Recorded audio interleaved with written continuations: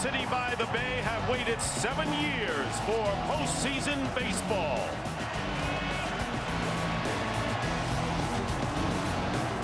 And we welcome you to National League Division Series coverage on TBS presented by BlackBerry. And tonight we're at AT&T Park in San Francisco for Game 1 between the Atlanta Braves and the San Francisco Giants. Tremendous excitement here at the ballpark as we welcome you into the booth, everyone.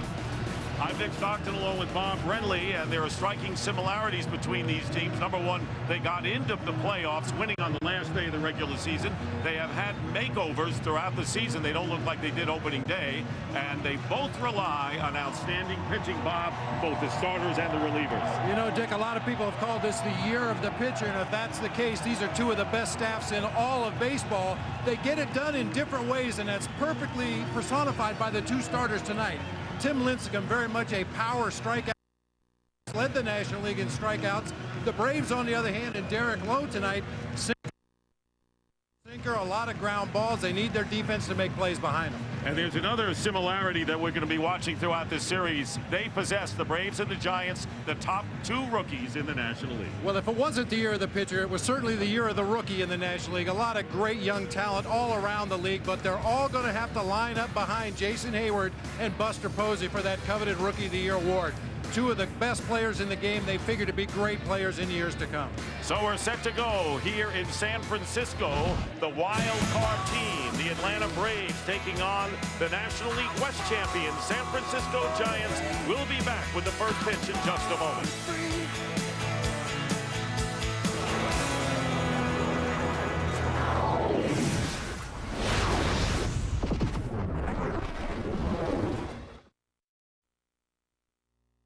The MLB Division Series coverage on TBS is presented by BlackBerry and brought to you in part by Geico. 15 minutes could save you 15%. Call Geico at 1-800-947-AUTO. By Bank of America. Get MLB banking only from Bank of America. And by the new Sharp Oculus Quadron 3D TV. You have to see it to see it. National League Western Division champion, San Francisco Giants! Let's go, Giants! Let's go, Giants! Vaya los Gigantes! Play ball! And that has to be the icing on the cake for these fans. Bob Brenly, as the Giants take the field.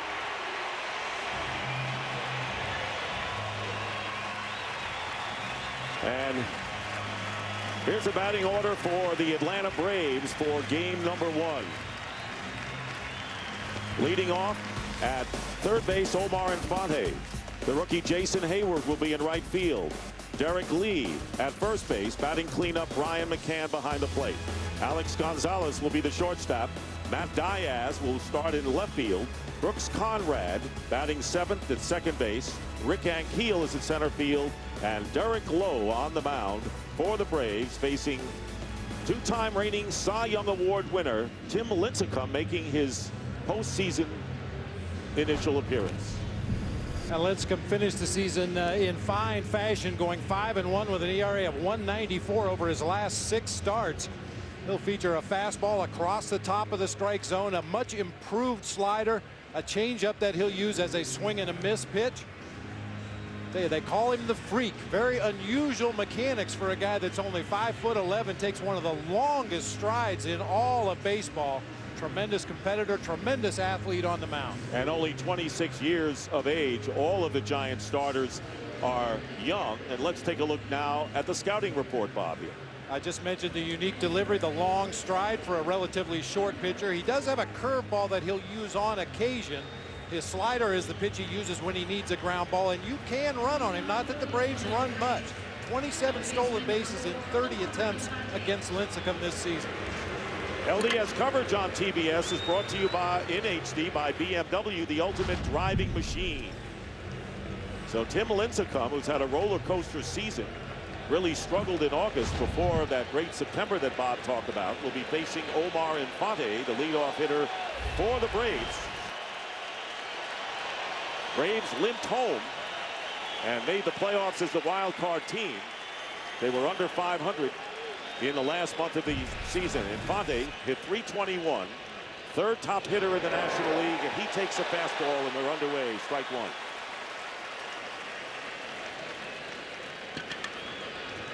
Jason Hayward is on deck. 1-1. Now, Tim Lincecum, it may appear that he throws a four-seam fastball, and he will incorporate one across the top of the zone, but his natural grip on that fastball is a two-seam grip like Derek Lowe will use to throw his sinker. Of course, you won't see anything sinking from Tim Lincecum tonight. You will from Derek Lowe, however, and he should have his sinker on to get those ground balls. 2 balls and 1 strike. And now 3-1, and none of those 3 balls were close to the plate. Outfield and infield playing Infante straight away. And a fly ball hit to left center field. Pat Burrell going back, and it's going to drop in front of the center fielder Andres Torres. So a leadoff double by Omar Infante starts it off for the Braves. Lincecum getting himself into a good hitter's count to a good hitter. Omar Infante picking on the high fastball up and out over the plate. Enormous gaps here at AT&T Park in San Francisco, and Infante splits the gap in left center field for a leadoff double. So Omar Infante, who was a surprise this year, had a career year, and here is Jason Hayward, the outstanding rookie, had 18 homers and 72 runs batted in, and he was in the lineup from opening day on, and he cashed in his major league debut with a 3-run homer in his first major league at-bat. I happened to be at that game, Dick. It was against the Cubs' fine starting pitcher Carlos Zambrano, and it was a monster home run into the bullpen in right center field down in Atlanta. Lead at second by Infante. Shortstop Uribe playing right behind him. Ball 1 outside. MLB postseason and Espanol live MLB postseason Spanish language feed is available via SAP.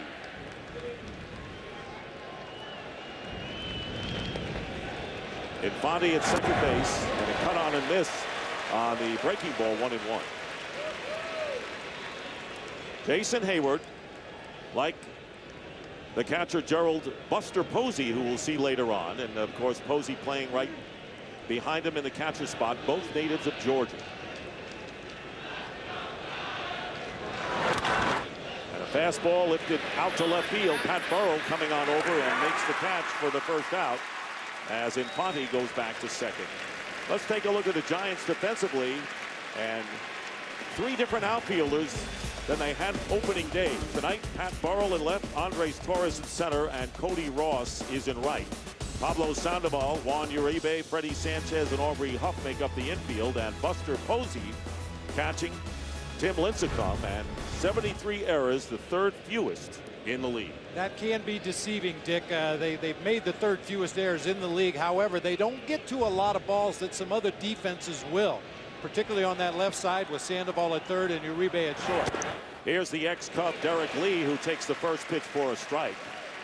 Derek Lee coming over in mid-August and hit .330 down the stretch. Infante with the leadoff double. Good pitch in on the fist, foul back. 0-2 to Derek Lee. Derek Lee's been bothered off and on all season, going back to the beginning of the year when he was with the Chicago Cubs with some back problems that will from time to time really inhibit his swing. Reportedly, he's been swinging the bat much better as of late.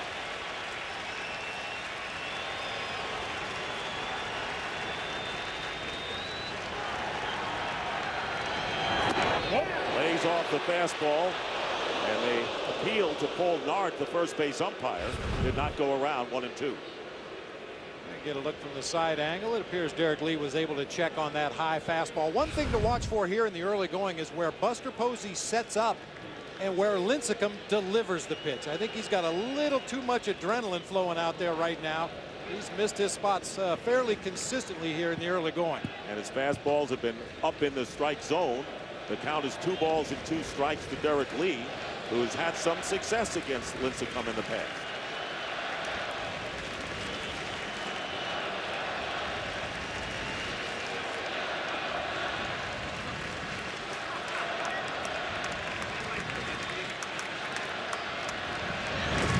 He was setting up away, and the pitch came inside, and a full count now to Lee. Now, one thing in Tim Lincecum's favor is he can get away with mistakes that some other pitchers cannot. But it's something to look forward as this game progresses. He's going to have to start hitting his spots. This is a very professional hitting Braves team, even though their numbers might not reflect it. Free. So after getting ahead 0-2, runs the count full, and Lincecum strikes out Derek Lee for out number 2. Now, this is a pitch that Tim Lincecum has really worked hard on this year, along with Matt Cain, a fellow starter in the Giants rotation. Tightened up his slider, got more downward movement as opposed to being a flat across the strike zone pitch, and that time got Derek Lee to swing right over the top.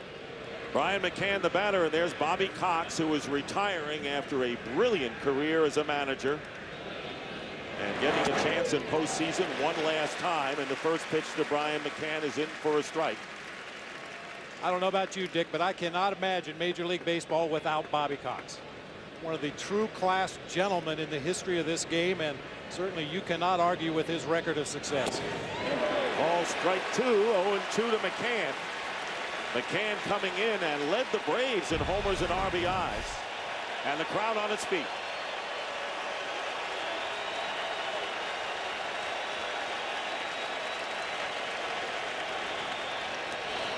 In the dirt, 1-2 to McCann. They honored Bobby Cox last Saturday on the day before the regular season ended, and the Braves were beaten by the Phillies. And it looked like their chances were slipping away, but they came back on the final Sunday and got in as the wild card.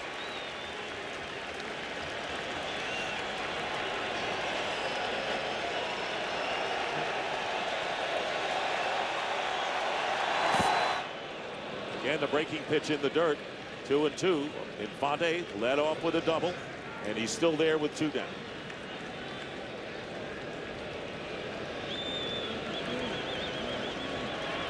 Alex Gonzalez would be next for Atlanta.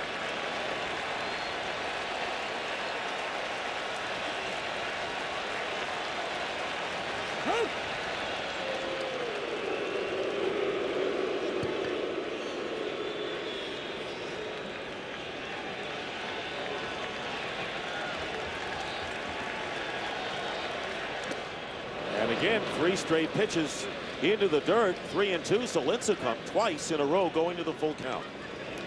Well, I guess if you're Dave Righetti, the pitching coach for the Giants, you would prefer Lincecum to miss in his favor, in this case in the dirt out in front of home plate, rather than hang that changeup in the middle of the plate where McCann could do damage.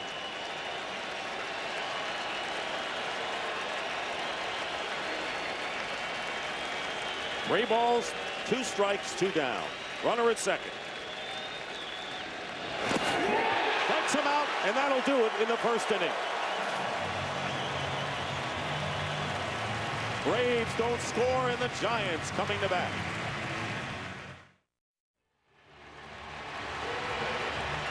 Tim Lincecum survives a leadoff double, strikes out the last 2 hitters, and now the Giants coming to bat.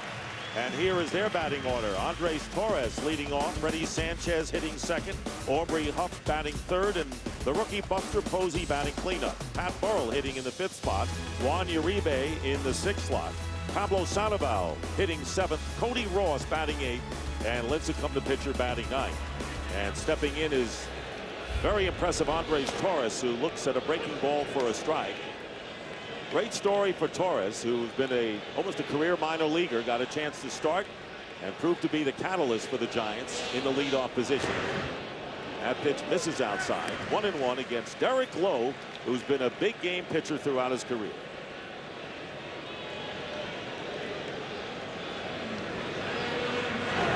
Ground ball through the hole into right field.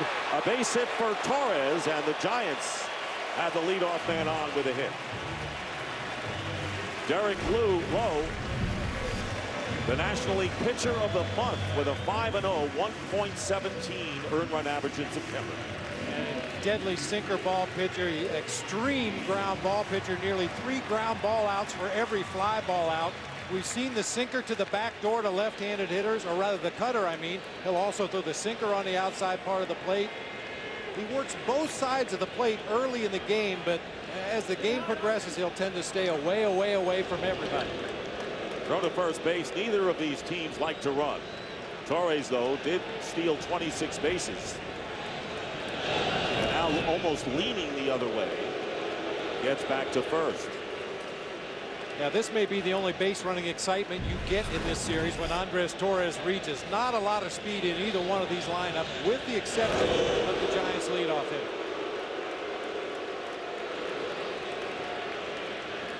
And certainly the Braves are well aware of that. Derek Lowe with a number of tosses over here to first base. Runner doesn't go, and the first pitch to the plate to Freddie Sanchez is in for a strike. And then a quick pitch to home plate. There you see the alignment, and the outfield playing shaded around to the right for the right-handed hitting Sanchez. And a ground ball slowly hit to second, could be 2. Conrad to Gonzalez, over to Lee for the double play, and Torres is erased, and there are 2 down. Let's take a look now at the Braves defensively, and if they have an Achilles heel, it is the defense. Matt Diaz in left, Rick Ankiel in center, and the rookie Jason Hayward at right. Infante, Gonzalez, Conrad, and Derek Lee, who has won 3 Gold Gloves at first. Brian McCann behind the plate. But this is a team that had the 3rd most errors in the National League, a whopping 126. Here's Aubrey Huff with 2 out and the bases empty. Ball 1 outside. A ground ball double play, not an unfamiliar sight for the fans here in San Francisco. The Giants led the National League, grounding into 158 double plays during the regular season. Down low, and Lowe falls behind Huff 2-0. Aubrey Huff, the most consistent Giant hitter this year, led the team with 26 home runs, and he knocked in 86 runs as well. There you see the Braves right behind the Giants as far as grounding into double plays. A call strike, and it's 2-1.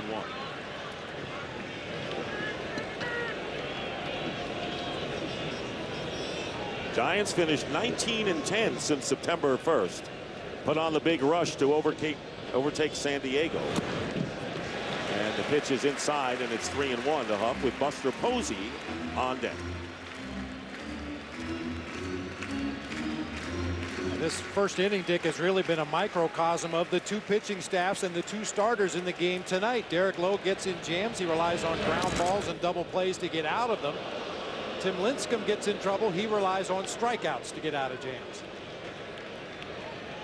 I don't know about you, but Lincecum looks like he should have ridden a skateboard in from the bullpen after his warm-ups. And ball 4, and Huff is on, or he would be in the short track speed skating in the Winter Olympics. And here comes Buster Posey, called up from AAA on May 29th. The Giants were 67-48 after being only 2 games over 500. He had 18 homers, drove in 67 runs in 108 games.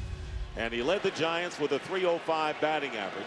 And that's just the start of what Buster Posey has meant to this club as he takes strike 1. It's mind-boggling to me, Dick, as a former catcher, as a former manager, to imagine a guy coming up from the minor leagues, finding his way to the 4 spot in the lineup and handling one of the toughest pitching staffs in all of baseball, and doing it with a veteran's flair. Bruce Bochy told us before the ball game that Buster had to earn the trust of this pitching staff, and he has done it. And Bochy, a former catcher in his own right, appreciates exactly what you do. The 0-1 pitch and the check swing. 1 ball and 1 strike to Buster Posey. And he just has come up as a leader and as a professional, I think, from day 1. Very polished hitter, something that you can't teach a guy, but very polished at the plate and has worked hard on his skills behind the plate.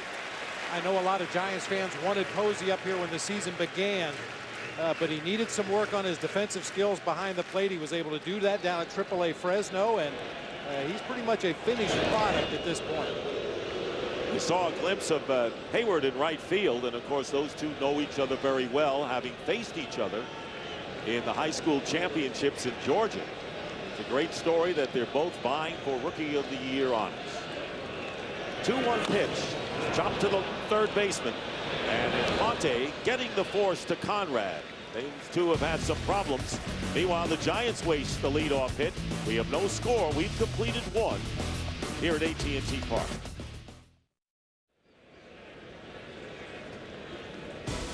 Visit TBS Hot Corner at MLB.com/TBS Hot Corner to watch live video companion coverage of every MLB postseason game. Braves coming up in the top of the second inning against Tim Lincecum. Alex Gonzalez, the shortstop.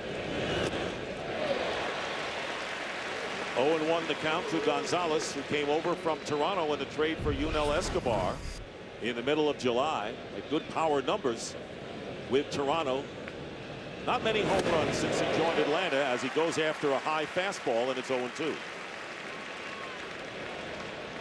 Gonzalez, pretty good high fastball hitter, but Lincecum with a little more than Gonzalez could handle on those first two pitches. See if he tries to go up even higher on this one. I guess. It would have been way over his head, as Lincecum has been wild high when he has missed so far, and it's 1-2.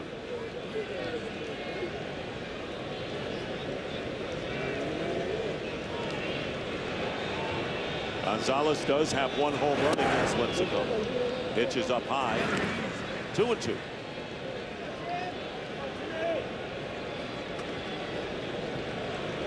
On deck is Matt Diaz.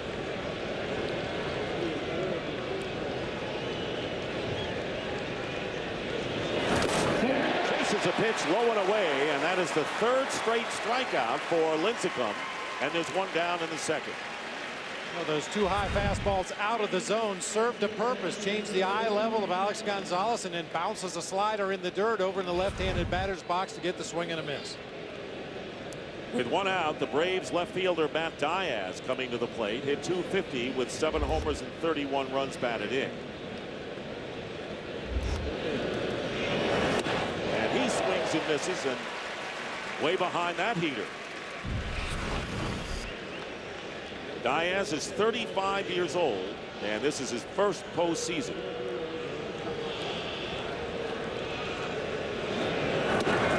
And it's 0-2. Looks like some of the butterflies have worn off a little bit for Tim Lincecum.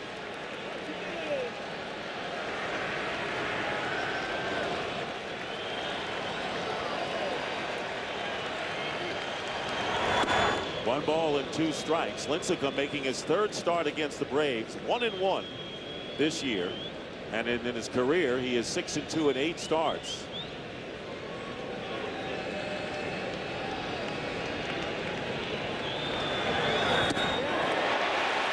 Swing and a miss. Matt Diaz becomes the 4th consecutive strikeout victim for Tim Lincecum, and there are 2 down here in the second. Well, key contributors lost to injury for the Braves, and they were big ones. Chipper Jones with a torn ACL in August. Martin Prado, but a great record at Turner Field, and 25 last at-bat wins, most in the big league baseball, and of course, final season of Bobby Cox's managerial career. 21 years in a row with the Braves, and 14 straight division titles. There's Chipper.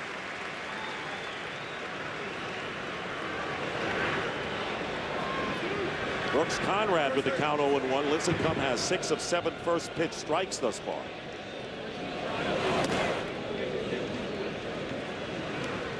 Brooks Conrad, who became a fan favorite, hitting some pitch grand slam home runs, timely hits, has struggled lately defensively, and he was the third baseman, and they've switched Conrad with Omar Infante, who now is the third baseman, and Conrad is at second. Crowd wanted that pitch. 2-1 the count. There's that two-seam grip I talked about. He will throw his fastball with that two-seam grip up in the strike zone, just like that one. Most pitchers that elevate their fastball use a cross-seam grip, get a truer line, try to keep it up above the top of the strike zone. Lincecum feels comfortable throwing it with 2 seams. 2 balls and 2 strikes. Strikes out the side, and 5 in a row.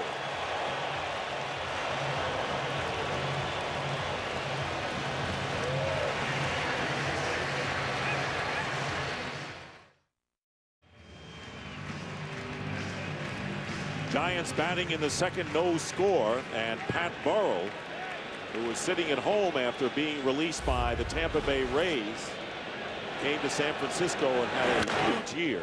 Fouls off the first pitch for a strike, drove in 51 runs, hit 18 home runs, and a key element to the Giants this season. No question about it. And a key element in the ball game tonight. Pat Burrell, a very good low ball hitter. That's where a lot of Derek Lowe's sinkers figured to end up. And Pat Burrell is hitting .360 in 25 at-bats against Lowe, including a home run.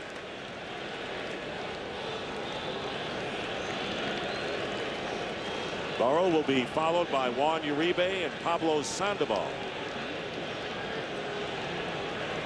Ground ball, third base, Infante. Throws out Burrell for out number 1. Well, the Giants have added some interesting roster moves for this series. Tom Bertucci from Sports Illustrated fame joins us. That's right, Dick. No sooner just a champagne drive that Bruce Bochy, the manager, had some tough decisions to make about the roster. The toughest one was to sit down with Barry Zito and tell him he was not on the roster. Zito's the highest paid player on the Giants and the only starting pitcher with postseason experience, but he did not pitch well down the stretch. And Zito told Bochy when he got the news, "It's my fault. I wish I could have pitched better." But there's good news for Aaron Rowan. The outfielder is on the roster despite slumping at the end. And Bochy expects that his right-handed bat will come into play late in the game against the left-handed Atlanta relievers. All right, Tom, Uribe with the count 2 balls and no strikes, and that's what you want, a team player. Right, Bob? Absolutely, especially when it is, as Tom told us, the highest paid player on the roster. Sitting right up there on the railing with his teammates. The highest paid cheerleader in the major leagues right now. 2 balls and a strike to Uribe with 1 out here in the bottom of the 2nd inning. And there's a drive, hooking foul and out of play. And it's 2-2 to the veteran shortstop.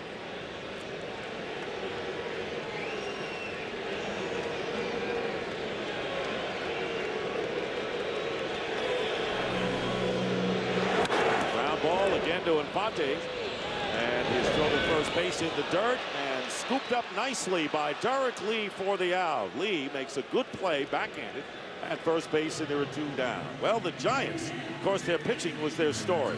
Led the National League in team ERA and strikeouts. And they had the best closer in Brian Wilson, who led the National League with 48 saves. Top rookie in Buster Posey called up from AAA, and we've talked a little bit about him. The pre-All-Star record, they were 6 over 500. Post-All-Star, they went to town. And the San Francisco Giants winning it on the last day of the regular season for Bruce Bochy in his 5th postseason, first with the Giants. Pablo Sandoval goes around. Mike Winters, the third base umpire, indicating. And it's 0-1. Pablo Sandoval, one of those hitters that starts his swing when he leaves the on-deck circle. This guy has never seen a pitch he didn't like. Including that one, and it's 0-2. If you let it go, there's a pretty good chance he's going to swing at it. I would say you're cruel, but you're right on the money. It's the truth. I mean, that's just what he does. There's been a lot of hitters throughout the history of Major League Baseball who are what we consider to be bad ball hitters. No balls and 2 strikes. He doesn't go after that one. That's too far outside. And it's 1-2 to Sandoval. He was second in hitting last year and had a disappointing season. Began the year batting 3rd in the order, dropped as low as 8th. Lays off that pitch outside, and it's 2-2. Derek Lowe, who thrives in the big games. He's won 3 consecutive starts against these Giants. His ERA 1.32. That's amazing. And Sandoval strikes out. That's the first strikeout for Derek Lowe in a 1-2-3 inning for Lowe. We go to the top of the 3rd inning. No score in game 1.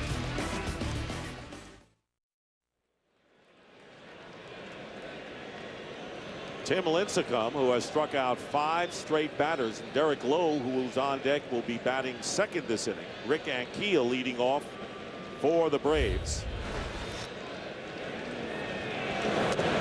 Lays off the first pitch. 1-0 to Ankiel, a former Cardinal.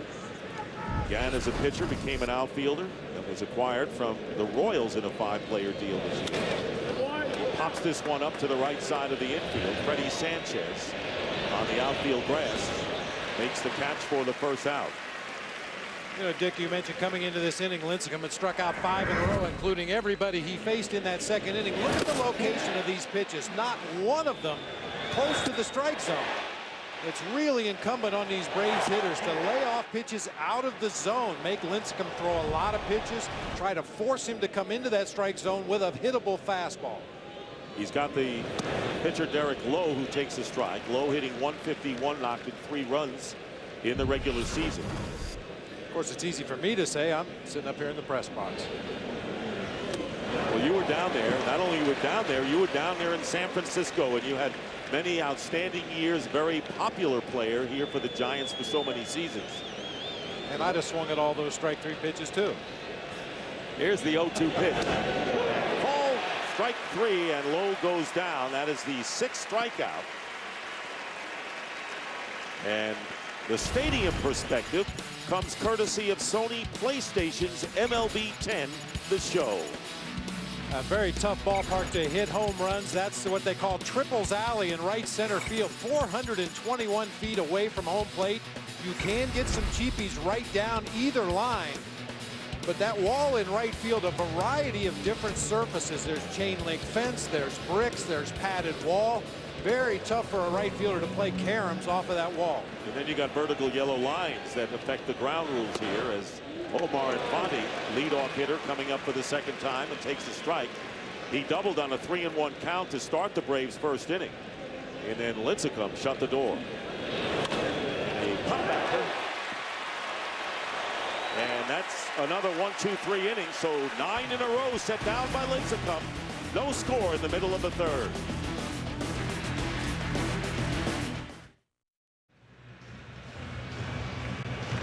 No score. Each team has a hit, and there you see the 6 strikeouts by Tim Lincecum. But Derek Lowe is on the mound, and he'll be facing Cody Ross, the number 8 hitter. Then the pitcher Lincecum, in the top of the order, Andres Torres, here in the 3rd inning. Cody Ross playing right field, takes ball 1, claimed off of waivers from the Marlins in late August, and has always hit well at AT&T Park. The moves made by the Giants during this season. 2 balls and no strikes. Lowe has fallen behind a few of the hitters early on here, Bob. And not as much of a factor for Derek Lowe as a lot of pitchers in the major leagues because of that sinking heavy fastball. He can come right back in the zone here 2-0 and probably get a ground ball. He gets a called strike. He'll take that. 2-1.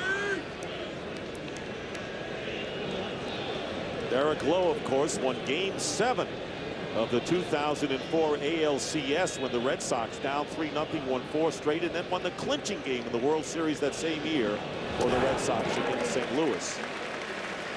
Lowe falling behind 3-1 with the pitcher on deck. Well, you can see his reaction after the release of that changeup on the 2-1 pitch. Just has trouble finding a good release point on that off-speed pitch right now. He's basically been sinker, cutter, slider up to this point. Just can't find that changeup. Ball 4, and the second walk issued by Lowe. The leadoff man, Cody Ross, is on, with Lincecum coming up. Time now for Language of the Game, brought to you by Foster's. Tonight we're talking team earned run average. ERA is computed by taking the number of earned runs allowed, multiplying by 9, and dividing by innings pitched. You do the math. As you can see, the Giants pitching staff led the National League in ERA this season. Atlanta finished 3rd. Looking to sacrifice is Lincecum. And it's strike 1 with Infante and Lee coming in from the corners. Now Lincecum, not a great handler of the bat. However, he did put down 13 sacrifice bunts during the regular season. That's his job right here, trying to get it to the first base side of the field, keep it away from Infante. Squares around and bunts this foul, and it's 0-2. The question is, does Bruce Bochy having him bunt the 2 strikes? I would tend to think so. I mean, we've talked so much about the pitching domination in this series. I would think you try to move the runner every time you can with a pitcher at the plate.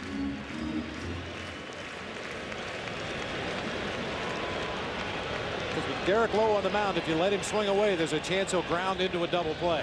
Squares around and bunts, and it's a fair ball and a perfect sacrifice as Infante going over to Brooks Conrad covering. So with 2 strikes, Tim Lincecum sacrifices Cody Ross to second with 1 out. Now, I mentioned Lincecum trying to bunt the ball to the first base side of the field on the first 2 attempts, but when you're bunting with 2 strikes, you just want to get it on the ground somewhere. Lincecum this time able to dump it right out in front of home plate. Infante, charging hard, is able to come in and make the play.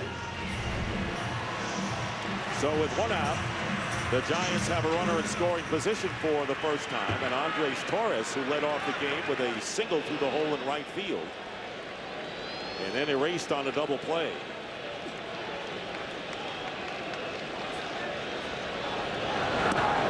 First pitch is a strike, and when you have 2 outstanding pitching stats, everything is magnified in a game like this. Every base runner becomes huge. Every opportunity you have to try to capitalize as best as you can.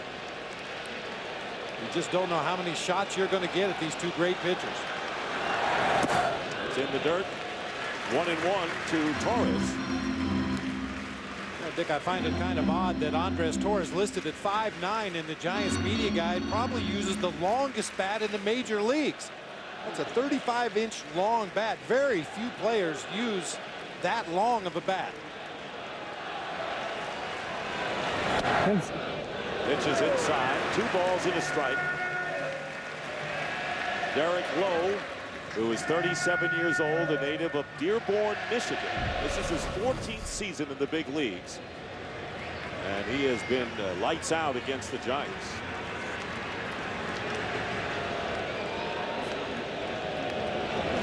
Reaching out, and a ground ball hit to Conrad. Bobbles the ball, the throw to first, not in time. And there you see the Braves defense rearing its ugly head here, and Ross will go to third, and Torres is safe at first. And that should be charged an error. An error charged to Conrad at second. Boy, and when you've made a lot of errors at the tail end of the regular season, as Conrad has, you tend to get the yips a little bit. No rhythm whatsoever as he came in from his second base position, got caught between. That ball actually hit him on the left foot. And with the speed of Andres Torres, he's able to leg it out. And in the kind of game that you've been describing, a play like that becomes huge. And for Brooks Conrad, that is the 5th error he has made in as many games. And here is Freddie Sanchez with an opportunity. The Giants trying to cash in.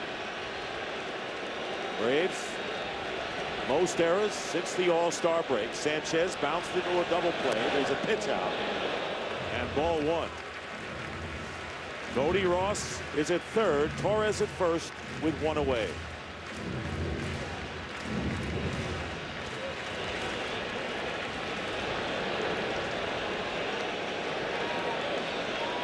And there goes the runner, the second comebacker, and they've got Ross caught in a rundown. And finally, the tag put on by Derek Lee, and sliding into third is Torres, and Freddie Sanchez goes into second base with 2 out. So the Braves catch a break there by getting the runner at third. Cody Ross just caught in no man's land over there at third base. If the runner at first was not breaking on the pitch, I could see him breaking for home plate. But that ball tapped right back to the pitcher, Derek Lowe, and he did his job. He checked at second, saw he had no play, checked the lead runner at third base, realized he did have a play on Cody Ross. The ensuing rundown produces the second out of the inning. The Giants still with 2 runners in scoring position, but now with 2 outs. And it's Aubrey Huff, who had 86 runs batted in, walked his first time up. First pitch is a call strike, so that play went from Derek Lowe to Omar Infante, Brian McCann, and then it went back to Lowe, and then Derek Lee put the tag on as the runners advanced to second and third, 2 down. On the inside corner, good pitch by Lowe, who is ahead of Huff now, 2 strikes. That's the one they call the off-the-body sinker. Starts inside off the plate. Look at that tailing movement right back to the inside corner. Very tough to pull the trigger on that pitch for a left-handed hitter. Derek Lowe trying to pitch out of this. A walk and an error and a sacrifice.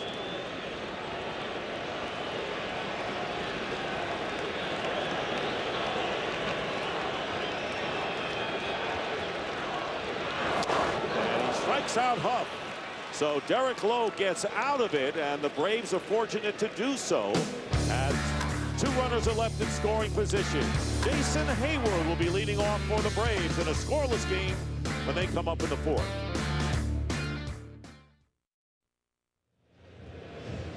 Top of the 4th inning, and there is Jason Hayward batting and Buster Posey behind the plate. 2 rookies from Georgia. And they have a history. Hayward flied out to left field his first time up. He'll be followed by Derek Lee and Brian McCann against Tim Lincecum. First pitch is up high, ball 1.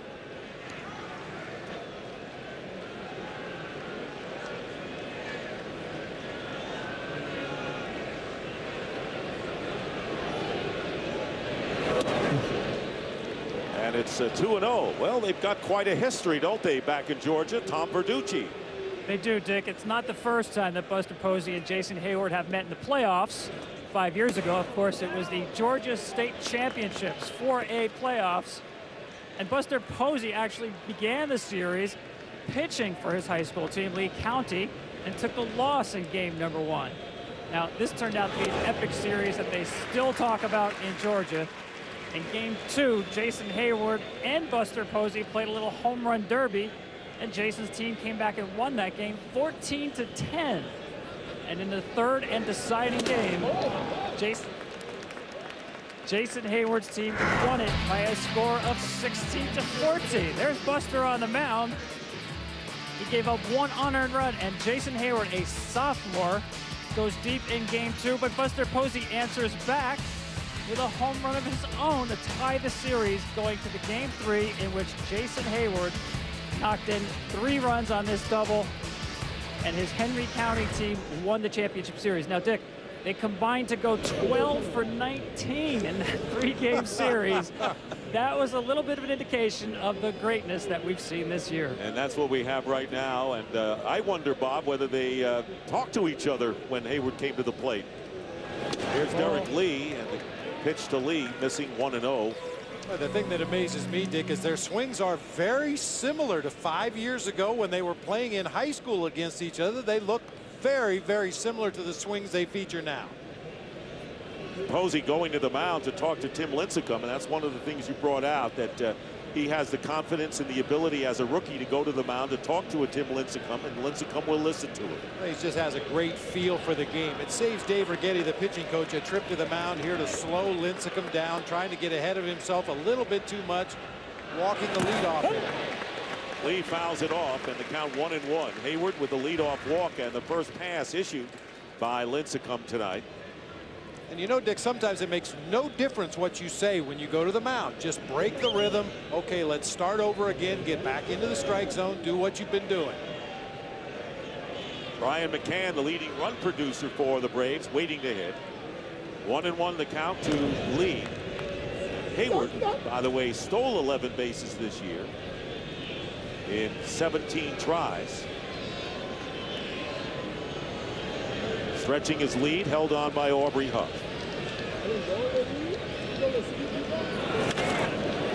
Lee pops it up to the right side, and Huff giving way to Freddie Sanchez, who makes the catch for out number 1. What about Posey as a pitcher, Mr. Verducci? Well, we saw that video of him pitching in high school, Dick. He actually was a closer in college as well at Florida State. And Bruce Bochy does not discount that experience. He believes that his pitching ability in high school and college has shortened his learning curve in terms of calling a game behind the plate on the big league level. Brentley, you ever think of pitching? No. I wasn't very good in Little League. I don't think I'd have been much better at the big league level, so I'll be content to wear the gear. Brian McCann fouls off the first pitch for a strike.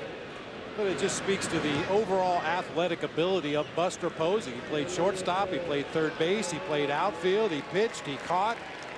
I guess the big question was, where was he going to settle? And I think he's found his spot. When he did come up on May 29th, he did play first base for the first month before Bruce Bochy put it behind the plate. And a fly ball hit to right field. Cody Ross is back there, has a lot of room. And he makes the catch for the second out. As Hayward gets back to first, so Brian McCann retired for the second time. 2 out to Alex Gonzalez. Boy, and even though the result was a fly ball to deep right field, Lincecum got away with one right there. That was narrowly missed being a home run. McCann was right on that pitch, just got under it a little bit. A mile-high fly ball just short of the warning track in right field. Diving back is Hayward. Brian McCann, as you mentioned earlier, led this Braves team in RBI this season. Got a fastball out over the plate where he could extend his arms. He knew he didn't get enough of it, got too much air underneath that ball, but a real good swing. Fastball over for a strike to Gonzalez, and it's 0-1.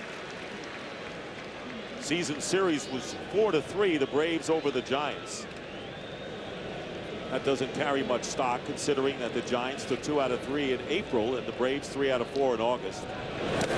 So you can spin the numbers any way you want. The one thing you could say about the Braves, however, is that their road record, and they were 11 games under 500, is the worst road record of all the playoff teams we have.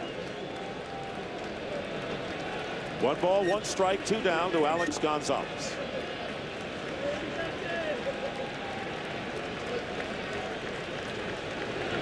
Took something off that pitch, and it's popped up in foul territory. Aubrey Huff makes the catch, and that'll do it. We saw Hayward back, and we're going to see Buster Posey come up, leading off for the Giants, and they come up in the 4th inning of a scoreless game.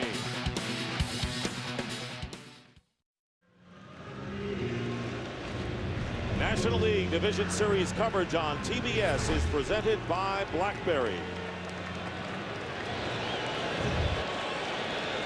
No score. Giants batting in the bottom of the 4th inning. Buster Posey, Pat Burrell, and Juan Uribe facing Derek Lowe. And the count 1-0 to Posey, who bounced into a fielder's choice his first time up.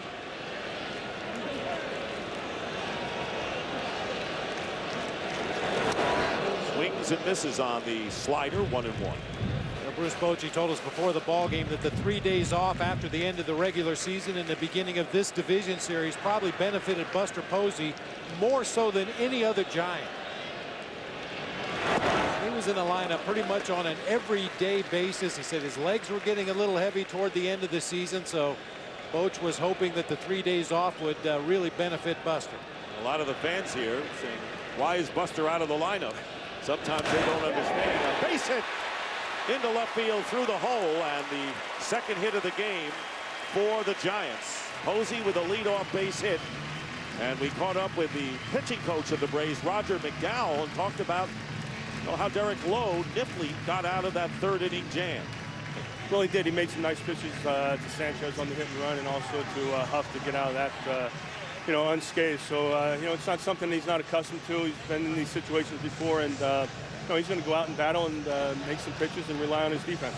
Roger, as a pitching coach, you have to deal with all different kinds of pitchers, but you yourself during your playing career had that power sinker. Does that help you in dealing with Derek Lowe since he features that power sinker?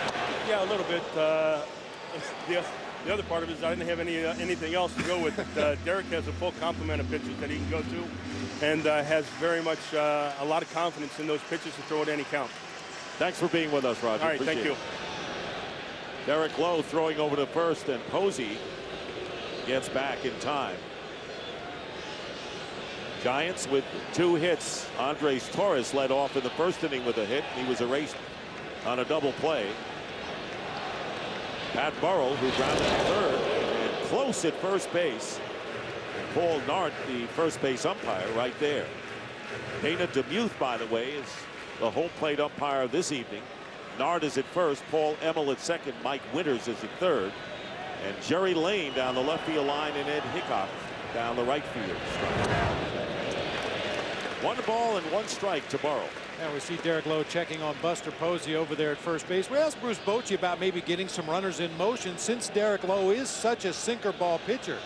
He says, yeah, unfortunately, we've got a couple guys that when we put them in motion, you won't know they're in motion. And they don't have a lot of team speed, save for Andres Torres at the top of the order.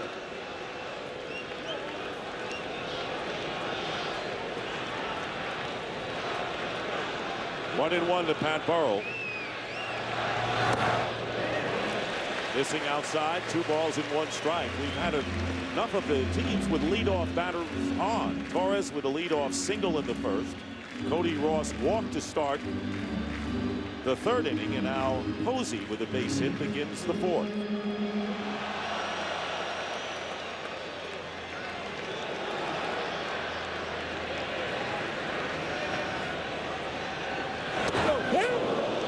It's a strike as Burrell offered at it, and the count even 2-2.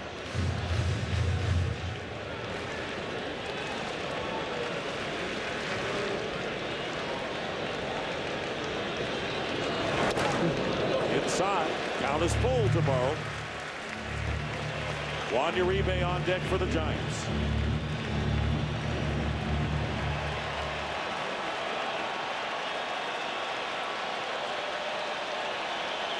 Runner is off. 3-2 pitch, strikeout, and the throw to second, not in time. And Posey has a stolen base. He did not steal a base in the regular season, but has one here, and there's 1 out as Burrell strikes out. That's a danger with a strikeout hitter at the plate, starting a runner who's not accustomed to trying to steal bases, but Posey got himself a decent jump. Not the most picture-perfect slide I've ever seen, but ends up staying on the base and puts himself into scoring position here for Juan Uribe. An awkward slide as we take a look at it for Posey as well with his right foot. Here's Juan Uribe. So the Giants with a runner in scoring position. He's just running too fast. It's hard to slow down when you're going that fast, but watch the right foot. Hits the bag, kind of bends underneath his body. He ends up with his rear end on top of the bag at second. 1-0 to Uribe, who grounded to Infante at 3rd. He fouls this one. Tim Flannery, the 3rd base coach, has to do a little acrobatic work.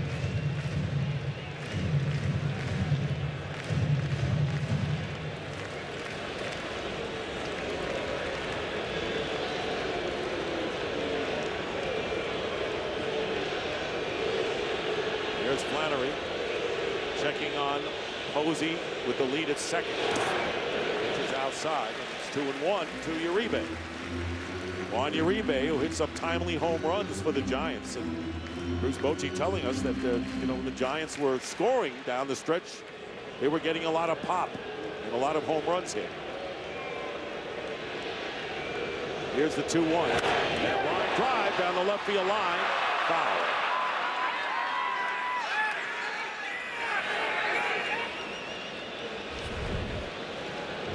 Well hit, but hooking foul. That'll happen a lot of times with that sinker working its way in on the hands of a right-handed hitter. Even when you do get the barrel on it, you can't keep it fair down that 3rd baseline.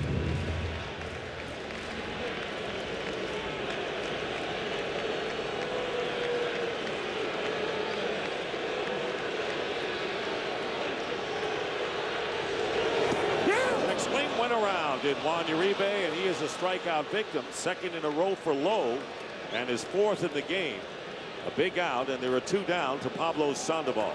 And tonight's pitching comparison is brought to you by Liberty Mutual. Pretty much what we expected at the outset. Tim Lincecum relying on the strikeout pitch to get himself out of a couple of jams. Derek Lowe relying on the ground ball to get him out of jams. You see the 2 base on balls in the early going for Derek Lowe. In an earlier start this season against the Giants, he went 6 innings and walked 7 Giants hitters. Although he came away with a victory in that game, he only gave up 4 hits and 1 run. 7 walks. Well, they're going to walk Sandoval with first base open and pitch to Cody Ross. So not taking any chances with Pablo Sandoval, who is 4 for 11 against Derek Lowe. And Cody Ross, who walked, got to third base before he got caught in a rundown coming to the plate here. You know, Dick, I know that's a percentage move, walk the lefty to get the righty to the plate, but I felt like Cody Ross had a really good at bat against Derek Lowe his first time up when he drew a leadoff walk back in the third inning. We know that Sandoval is very much a free swinger, and with the runner in scoring position, he would swing at the rosin bag. And he struck out his first time up. So here is the gamble, if you want to put it that way, of Derek Lowe facing Cody Ross with runners at first and second, 2 down.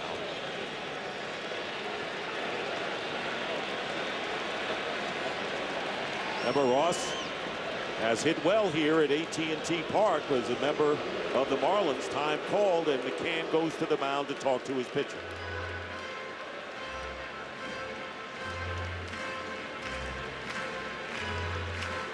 Well, tomorrow on TBS, Division Series coverage continues. First up, the Reds and the Phillies battle at the bank in Game 2, and then it's back here in San Francisco for Game 2 between the Braves and the Giants. Coverage begins tomorrow at 5:30 p.m. Eastern Time with TBS MLB On Deck, presented by Jeep.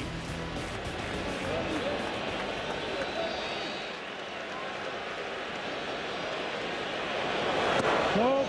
1-0 to Ross. Tim Lincecum is on deck.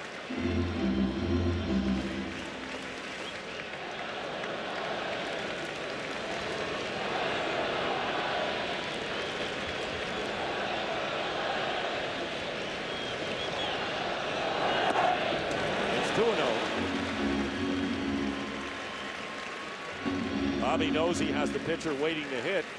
And possibility of loading the bases to face Lincecum if it comes to that. Well, and I think because of that, Cody Ross needs to, at least in the back of his mind, think about expanding his own strike zone just a little bit if it's a pitch he can get to. Ground ball through, Infante into left field. They're going to wave Posey in. Here comes the throw to the plate, not in time, and the Giants lead it 1-0.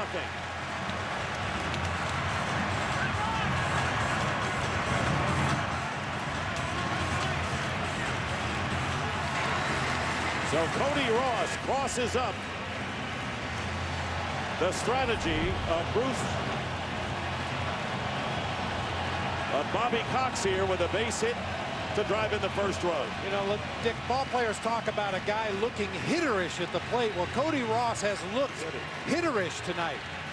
That looked like a play that Infante could have made. Just a step or two to his left, kind of moved his glove a little bit right at the end to allow it to get through into left field. And Buster Posey, off on contact, was able to score from second base. And here's Lincecum, takes ball 1. So Cody Ross with an RBI single. And already some of the pickups in mid to late season paying dividends here for the Giants in the first game of this division series. 1-0. And it's down low. And Lowe is behind. Lincecum, 2 balls, no strikes. Well, that's a ground ball that Chipper Jones and or Martin Prado gobbles up with no problem. And that was the 25th pitch of the inning for Derek Lowe. He gets that one over, and it's 2-1. So 25 pitches here in the inning and 70 so far in the game.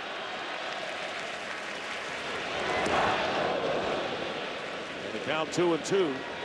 Sandoval on at second, Cody Ross at first. 1-0, the Giants lead here in the fourth.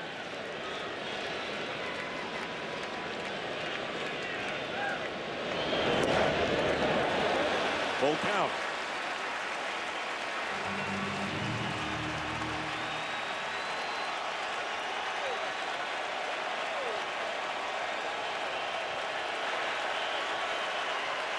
And the runners are off, and Lincecum strikes out, and that ends it, but not before Cody Ross knocks in the first run of the series. The Giants take a 1-0 lead after 4.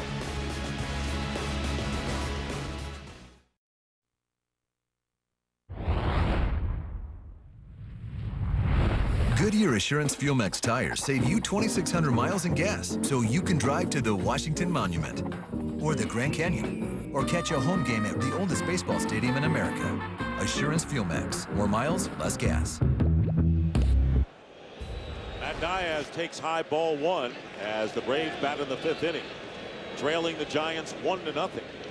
Lincecum has allowed 2 base runners, a leadoff double by Infante in the 1st inning and a leadoff walk to Hayward in the 4th. Deep fly ball to center field. Torres is under and makes the catch. With a couple of hard hit balls against Lincecum, but to no avail, and there's 1 out in the 5th. A hanging slider that time. Diaz gave it a ride to straightaway center field, but you really have to put a charge on it to get it out of this ballpark to center field, around to the gap in right center. Switch hitting Brooks Conrad struck out his first time up. Lincecum has struck out 6. He had 5 in a row and 6 out of 7, and he has walked 1. 0-1 to Conrad.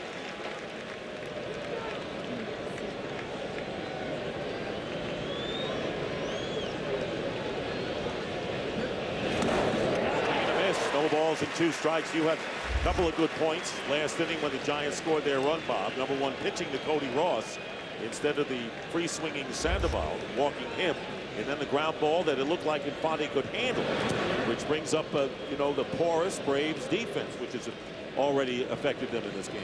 Well, and certainly there's nothing you can do about the injuries to their third basemen that are on the disabled list right now. That happens in this game, but for a ground ball pitcher like Derek Lowe, he relies so heavily on his infield defense to make plays for him. Not only that, Chipper Jones had driven in 46 runs, and Martin Prado, who was an all-star, hit over 300, had 15 homers and 66 RBIs, so a lot of punch was lost from the Braves lineup with those injuries. Swing and a miss, foul tip into the glove of Posey, and Conrad goes down for out number 2, strikeout number 7. Lincecum has really settled in here, using all of his pitches now. An 84-mile-an-hour changeup that time. The bottom just fell out of that pitch. He was a little overamped in that first inning of the ball game when he couldn't get anything down into the strike zone, but has really settled in as this game has moved on. First curveball of the game there from Tim Lincecum. 1-0 to Rick Ankiel, who popped up to Sanchez his first time. Swings and misses on a fastball up in the zone again. 1-1.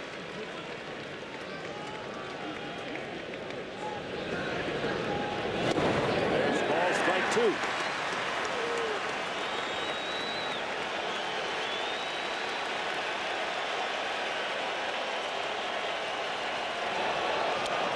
Ground ball handled by Aubrey Huff. He'll make the play unassisted, and a 1-2-3 inning for Tim Lincecum. In the middle of the 5th inning, the Giants lead the Braves 1-0.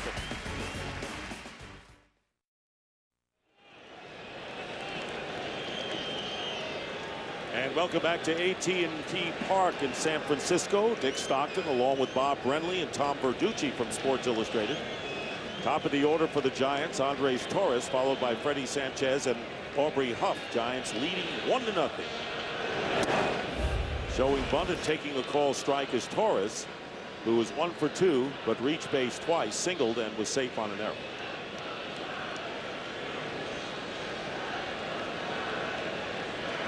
Infante playing on the edge of the grass at third base. There's a ground ball foul down the first base line. 0-2. 61 degrees at the start of this game, but a very pleasant night here in the Bay Area. Giants in the postseason for the first time since 2003, and they lost to the Marlins in the NLDS. Just getting a piece of it as Torres stays alive. Derek Lowe has walked 3 and struck out 5 in allowing 3 hits.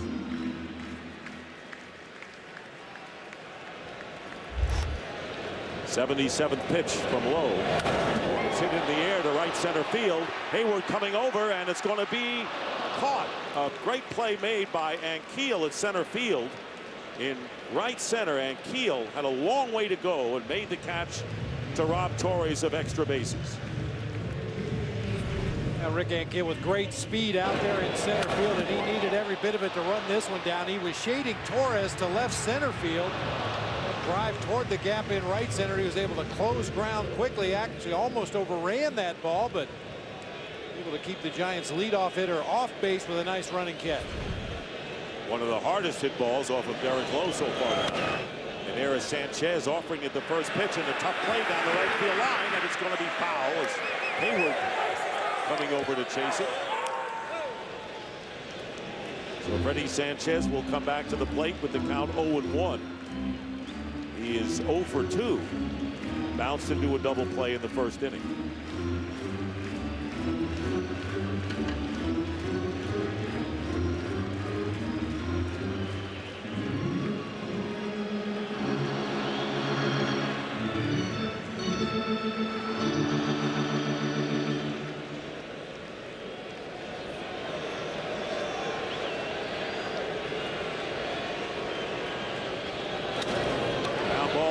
Second base. Conrad makes the play, 2 down. That'll bring up Aubrey Huff. And Tom Verducci, there are always things players do to keep their teammates loose in the clubhouse. Isn't that the case? That is the case, certainly with Aubrey Huff. On August 31st, the Giants had lost 4 out of 5, and Aubrey Huff walked around the clubhouse wearing nothing but an anniversary present from his wife, a red thong. He said, fellas, we've got 30 games left. We're going 20-10. And from that point on, the Giants went 20-10. And you can better believe underneath that Giants uniform tonight, Aubrey Huff has that red thong. Normally we would have follow-up for you, Tom, but we're just going to let that stand as it is. I'm just glad the Giants don't wear see-through pants. 0-1 pitch. And Huff grounds on the short hop to Conrad, and a 1-2-3 inning for the second time tonight for Derek Lowe. Giants are out. We've completed 5, 1-0. Exactly what we thought we might see.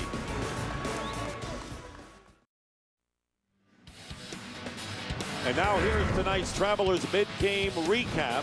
The Giants getting the only run of the game when Cody Ross singled through the glove of Omar Infante into left field, scoring Buster Posey with the only run of the game. And Tim Lincecum has 5 shutout innings, in which he has struck out 7 hitters.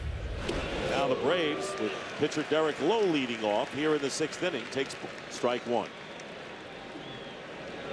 Lowe took a called third strike his first time up. 1-1 to Lowe.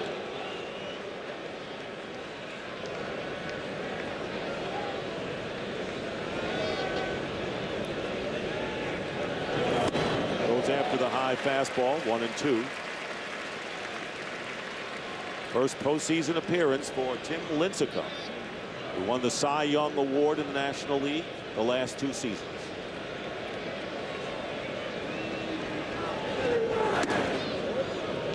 Two and 2.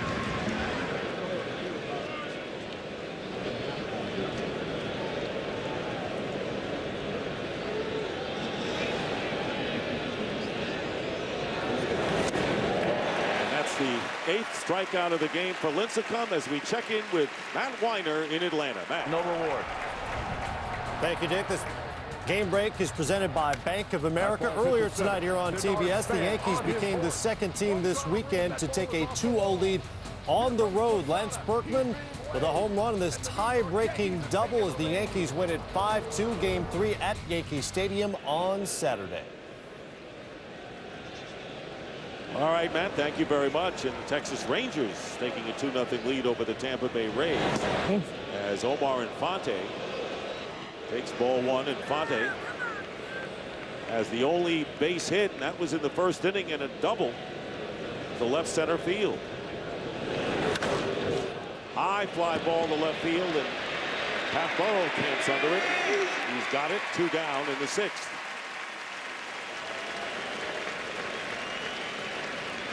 Jason Hayward coming up for the 3rd time.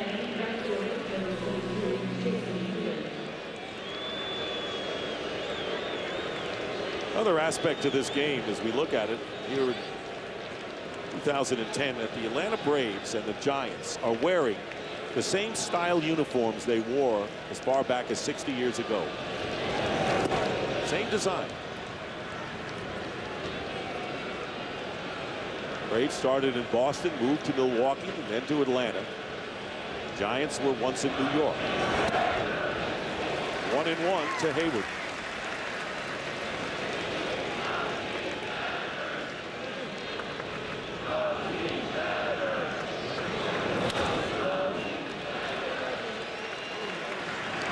It's 1-2 to Hayward, who walked his last time up.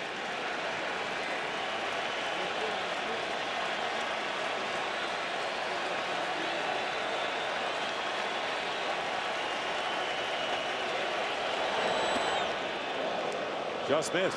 2-2. That's been the book on young Jason Hayward, from the belt up to the letters inside. Try to crowd him in on the hands. Very good plate coverage. Really good low ball hitter. They love the strikeout king here in San Francisco. 9 set down by Tim Lincecum. After 5.5, 1-0, the Giants.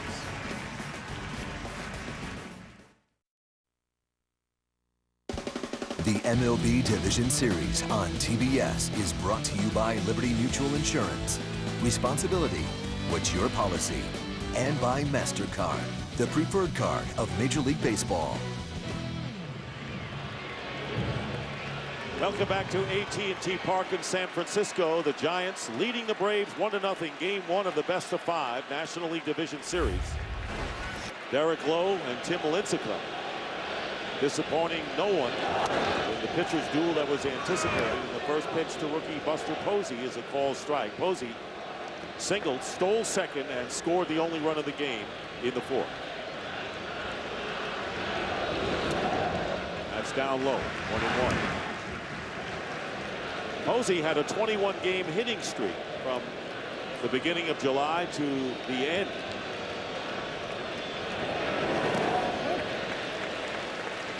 Two and 1, followed by Pat Burrell and Juan Uribe.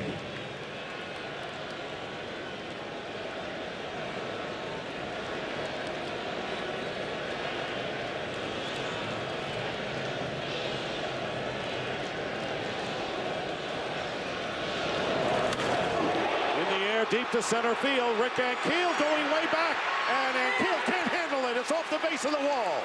And Posey rounding second. He's heading for third. Here's the throw back, not in time, and in with a stand-up triple is Buster Posey.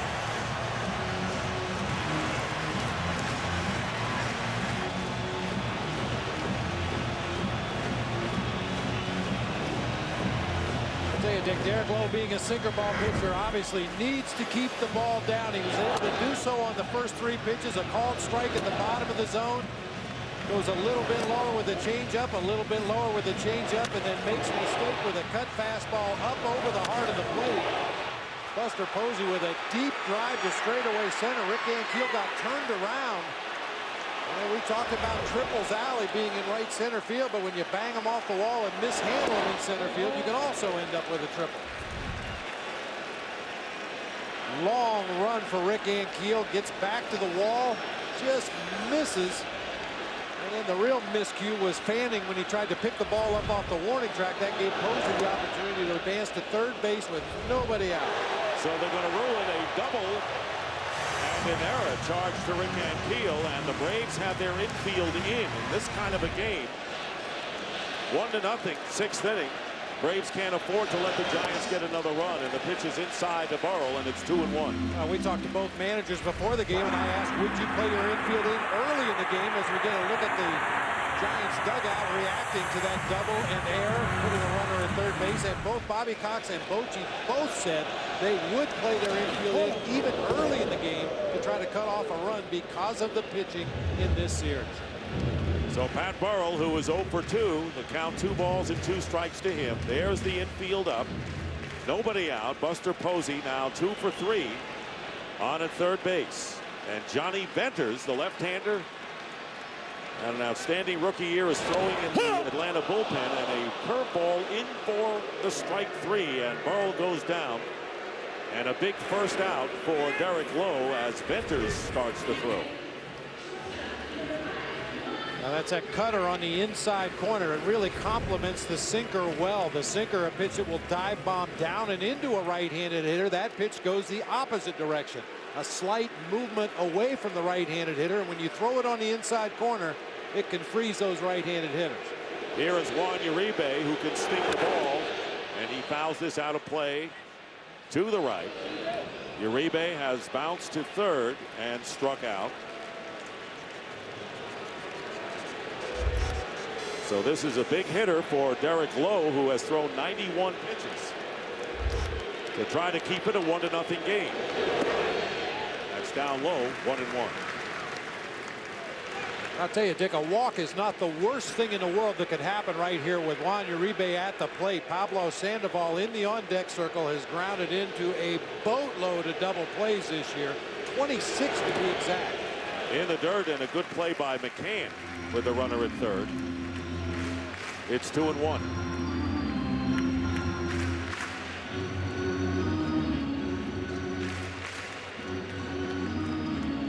So the Braves have committed 2 errors now.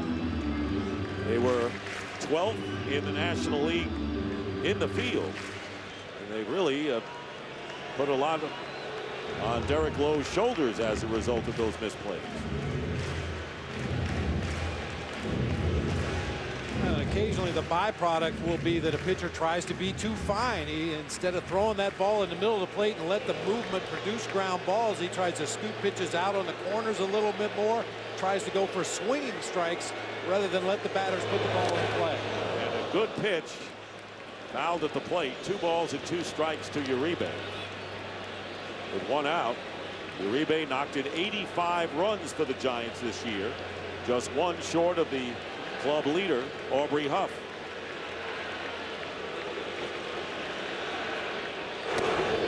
And the count is full.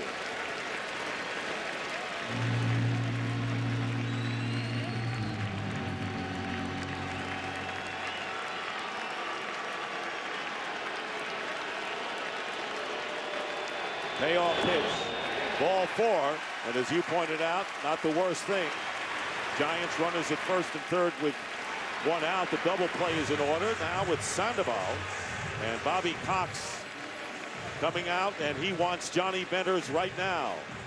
Here in the 6th inning with Giant runners on first and second and 1 out, and Sandoval, the switch hitter, coming up. Venters will come in. We'll be back.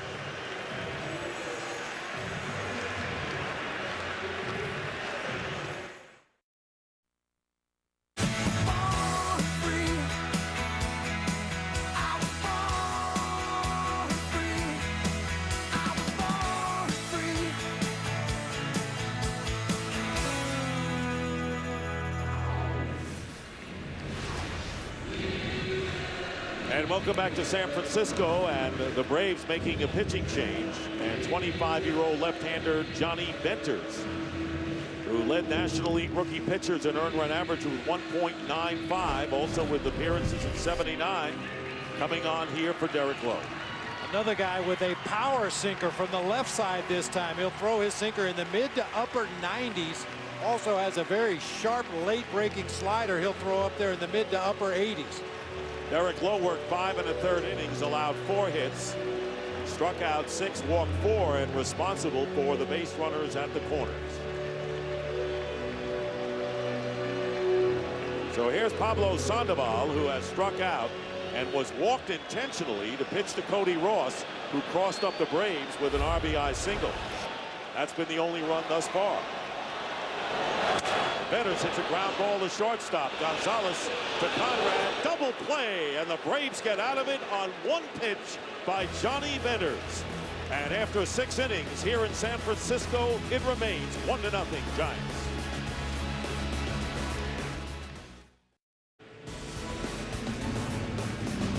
National League Division Series coverage on TBS is presented by BlackBerry. Giants cling to a 1-0 lead, and the Braves helped by 2 double plays. And the heart of the order for Atlanta here in the 7th inning, facing Tim Lincecum. Derek Lee starting it off, takes ball 1. Lee, McCann, and Gonzalez. Lee struck out and popped to second.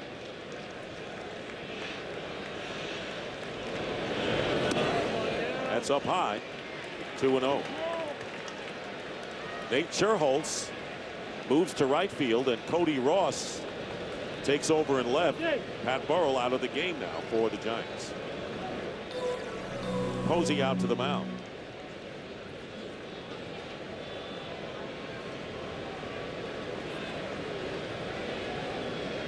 Well, TBS this November, the most anticipated television event since television's last most anticipated television event. Conan premieres November 8th at 10 Central, only on TBS.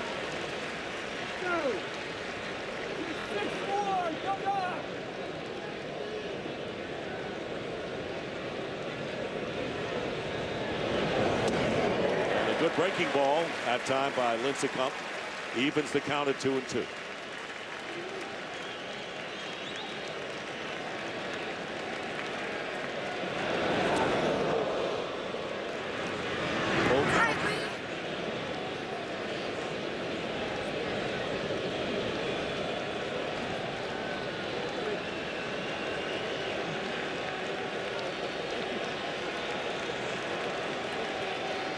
Here is the 3-2. And a foul out of play.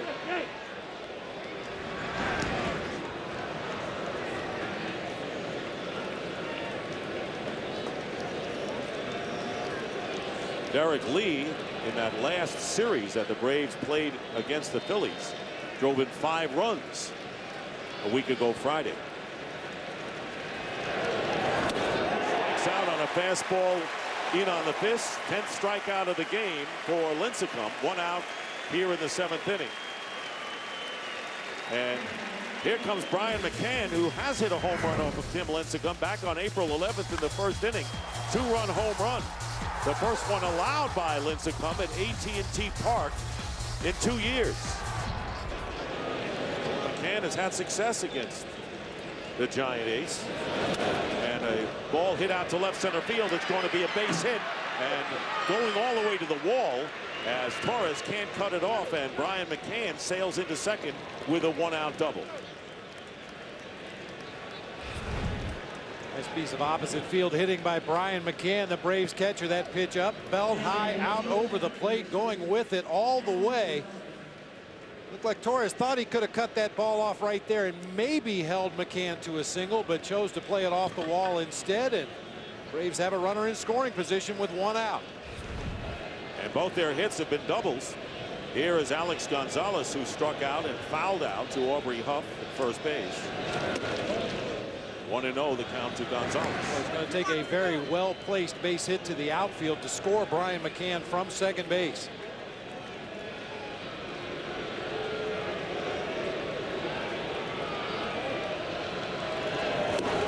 Fastball up in his eyes, and he misses. 1-1. But that being said, Dick, I have to believe Brian Snitker, the third base coach for the Braves, is going to be very aggressive if indeed Gonzalez can get that ball to the outfield.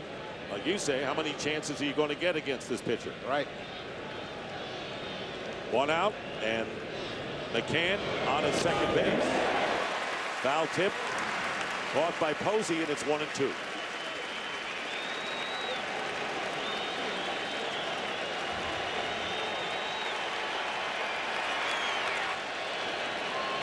Some are wearing T-shirts and some are bundled up tonight.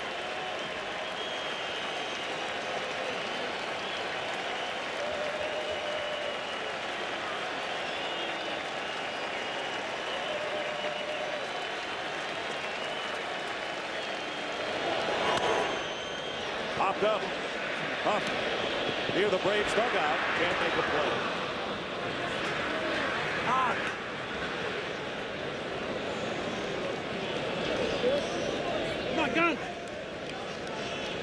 Lincecum going to work again with the count 1-2. Native of Renton, Washington. That's a suburb of Seattle.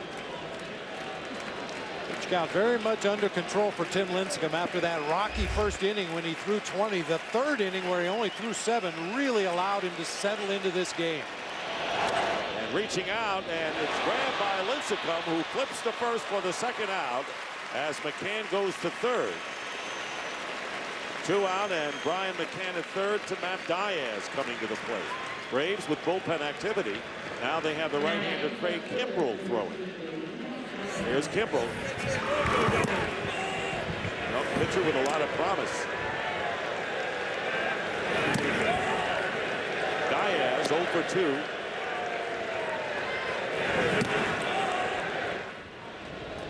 Taking a timeout momentarily. By the way, As a result of that strikeout of Derek Lee, the 10th of the game, the Giants' franchise record was matched by Lincecum.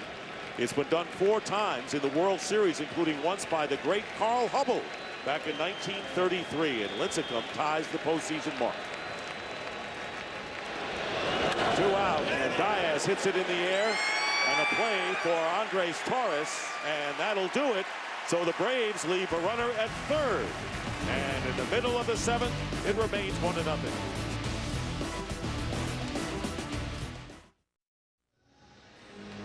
Giants batting in the 7th, leading 1-0. And maybe an obvious question, anything surprise you in this game, Bob? You know, Dick, maybe for the first time ever, this game comes exactly as advertised. 2 great performances by the starting pitching, some shaky Atlanta defense, some timely Giants hitting, and here we are with a 1-0 ball game in the 7th. Cody Ross taking ball 1. Ross knocking in the only run of the game. Driving in Buster Posey. And that came right after Pablo Sandoval was walked with Posey on at second. There you see Moylan and Dunn, 2 relievers of the Braves. And heated activity starting for Atlanta. Johnny Venters, who got out of the 6th inning with 1 pitch double play, ending that threat. But the count 2-1 to Ross with Lincecum on deck. Off the end of the bat, and a roller to Derek Lee, who makes the play, and there's 1 out. Dick, we talked at the top of the show that this is the year of the pitchers, and the numbers would certainly bear that out. ERA down, opponents' batting average down, home runs allowed down. And we've seen dominating performances already in this postseason by Roy Halladay of the Philadelphia Phillies, and tonight Tim Lincecum, and to a lesser extent Derek Lowe, dominating an opposing lineup. And Lincecum leading off, or with 1 out, the batter sacrificed and struck out. C.J. Wilson with 6 in the 3rd shutout innings today for the Texas Rangers. 1-1 to Lincecum with 1 away. Top of the order, following with Andres Torres.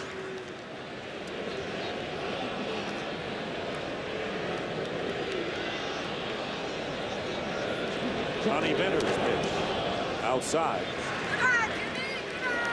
Venters, like so many pitchers we see today, coming back from Tommy John surgery in their careers.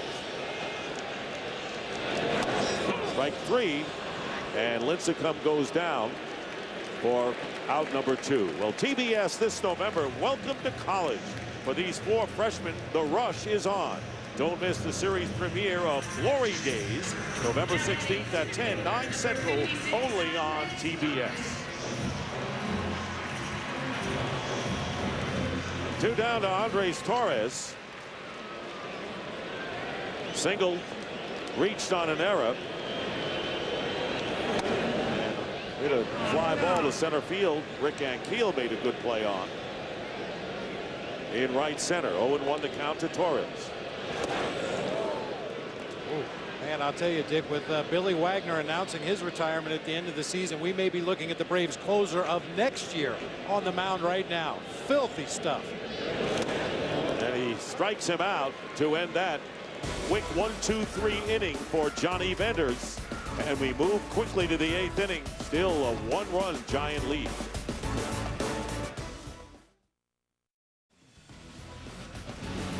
Catch all the action of the 2010 Major League Baseball Division Series right here on TBS.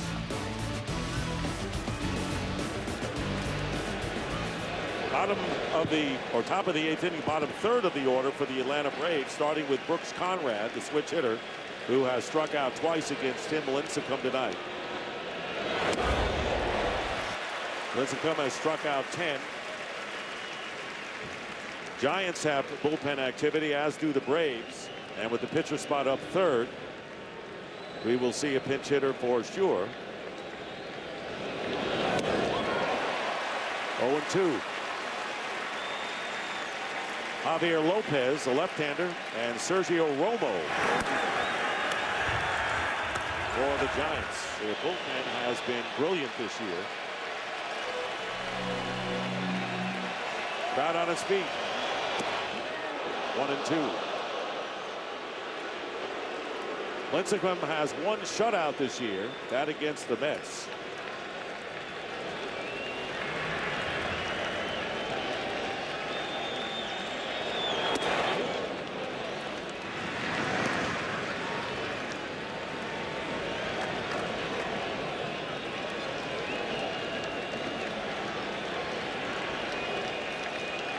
Lincecum has given up 2 doubles, has struck out 10.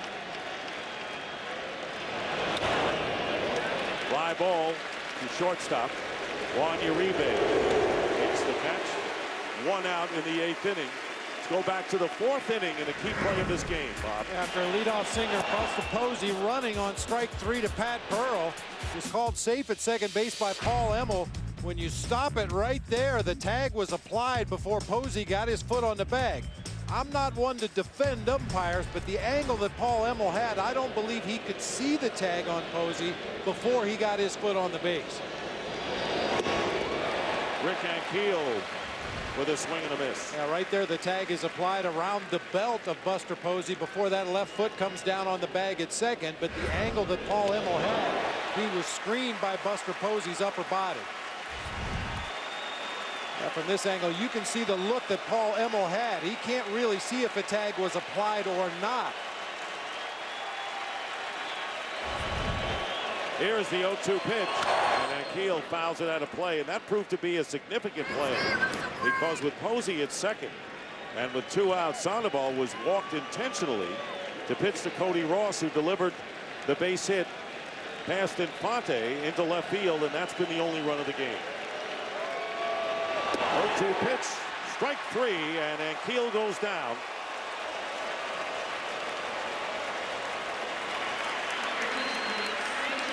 Eleven strikeouts and the 100th pitch by Tim Lincecum.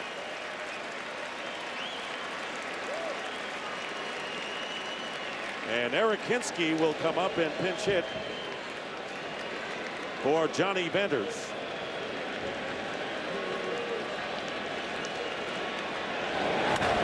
Hinsky fouls off the first pitch out of play. Hinsky has a home run against Tim Lincecum. And it was on August 5th in the 6th inning, Hinsky with a tie-breaking solo home run. And the Braves win 3-2, only hit in 5 career at-bats against the Giant righty. That pitch is down low, and it's 1-1. Yeah, Hinsky's done a nice job for Bobby Cox off the bench this season. 14 pinch hits, including 3 home runs and 12 driven in the pinch. And in recent years, if you want to go to the World Series, pick up Eric Hinsky because he has gone to the World Series the last 3 years with 3 different teams.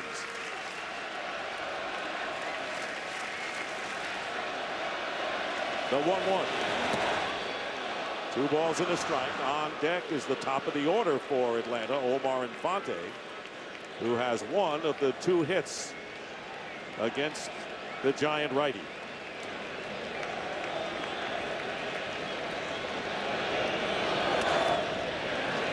Again out of play.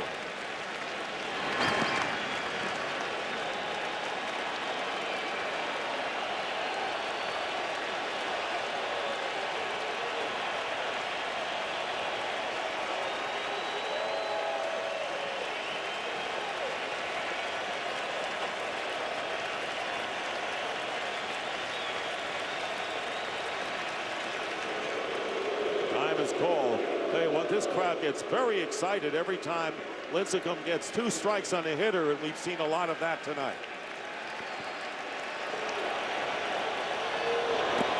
Strikes out. Number 12.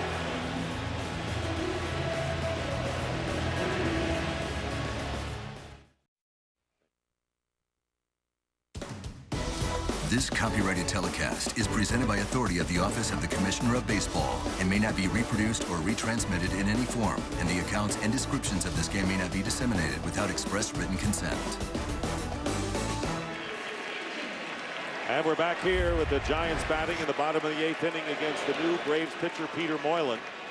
Freddie Sanchez takes call strike 1. Tim Lincecum work is done for the night, and what a job he did. 12 strikeouts, which set a Giant franchise postseason record. Allowed only 3 base runners and 2 hits as Sanchez is out. Lead to Moylan for out number 1 here in the bottom of the 8th inning. Tim Lincecum, who is the National League strikeout leader the last 3 years, gets 12, and the only inning that he did not collect a strikeout, Bob, was in the 4th. You know, Dick, we assumed Lincecum's evening was over. He was giving high fives and fist bumps and handshakes over in that third base dugout, but there's nobody warming up in that Giants bullpen. It may give him an opportunity to go back out and finish this one. That could just happen. He's thrown 105 pitches. Meanwhile, Moylan is out of the game. And a new pitcher. Sports fans want to hear what the biggest names in sports broadcasting think about the hot topics in their sports. Check out Behind the Mic, presented by Allstate, exclusively on SI.com.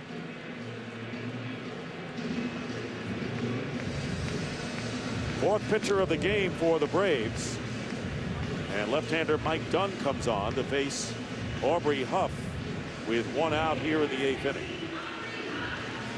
Dunn, another lefty with a real good arm coming out of that Braves bullpen. The one issue he bumps up against occasionally is the inability to find the strike zone. See, 19 innings, 17 base on balls. Doesn't give up very many base hits. Called up 3 times this year from Gwinnett to AAA farm for the Braves. Came over from the Yankees in the Javier Vasquez trade. Last year appeared briefly with the Yankees. And here is Huff, who is 0 for 2 with a walk in the first inning. Giants lead 1-0. They've out-hit the Braves 4-2. And a strike to Huff.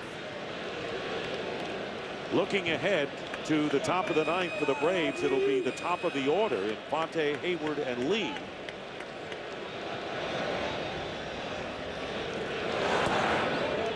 Check swing, and it's a ball, 1-1. One thing to keep in mind about Lincecum, in 5 of his last 10 starts of this season, he didn't even throw 100 pitches. He's only gone over the 120 pitch marker. The last time, rather, he went over 120 pitches in a game was back in late May. So he probably has quite a bit of gas left in the tank with the adrenaline and the crowd here at AT&T Park tonight. He may have talked his manager into 1 more inning. And you pointed out no one was warming up. Or at least starting the inning. I would imagine we'll see some activity as he goes out to take the mound. Those are his numbers, and the 2-1 pitch. 2 balls and 2 strikes to Huff. The only run in the game was Cody Ross's single in the 4th inning, knocking in Buster Posey.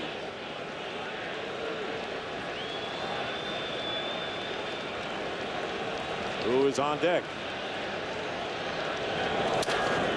Broken bat off the glove of Conrad, and safe at first will be Huff. And that'll be a base hit with 1 out.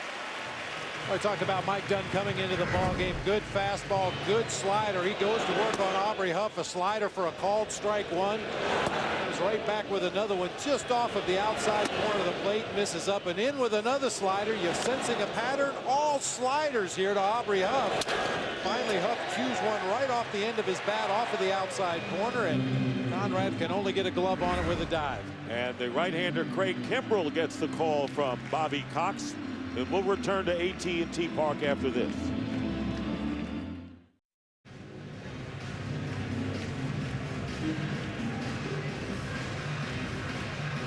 Pitcher number 5 for the Braves is 22-year-old right-hander Craig Kimbrell, who's assuming a bigger role with this club. 21 games this year. He has allowed 1 run over the 21 appearances and averaging nearly 2 strikeouts an inning. Yeah, 40 punch outs in 20 2/3 innings. I asked for a scouting report on Craig Kimbrell earlier this afternoon and was told that he's a mirror version of Billy Wagner, the closer. Kind of a short arm delivery, throws extremely hard, hides the ball well, and obviously opposing hitters are having some issues seeing his pitches. And he's going to be facing Buster Posey, who is the only player on either team with more than 1 hit tonight.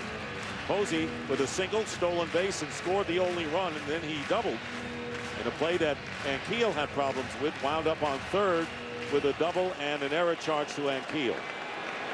Lincecum going into the locker room right now.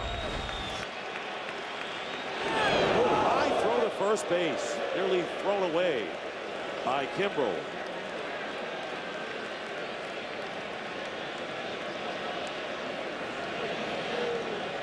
Braves trying to get something going here in this 8th inning.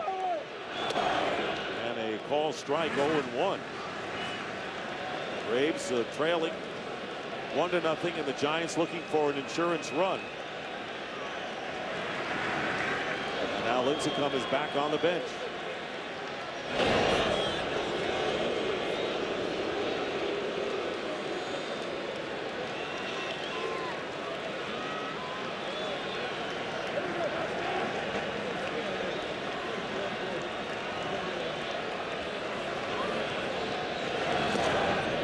One ball and one strike to Posey.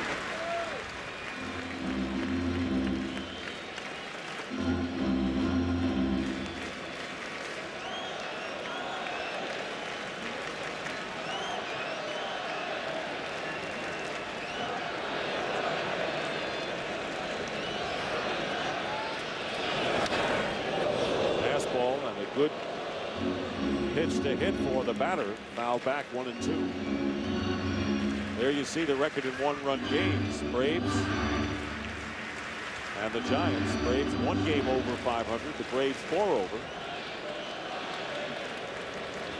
Both these teams built for the one-run game. That's what we've got here. 1-2. The runner goes. Pump is off, and the throw to second, and he is out. So McCann with a good throw. Great throw, and nailing Puff for out number 2. And Brian McCann threw out more than 30% of the opposing base stealers this year. Not a great jump by Aubrey Huff, but a perfect throw from Brian McCann, right on the money. Good quick tag right down in front of the bag for the out. 2 down and 2-2 the count to Posey. Stays alive. Game 1 of the best of 5. 2 teams outstanding pitching, and we're seeing it tonight with Lincecum with the edge over Derek Lowe and other factors as to why the Braves are trailing 1-0. Strike 3, and Posey goes down. 1 hit, none left. We go to the 9th. It'll be the top of the order for the Braves.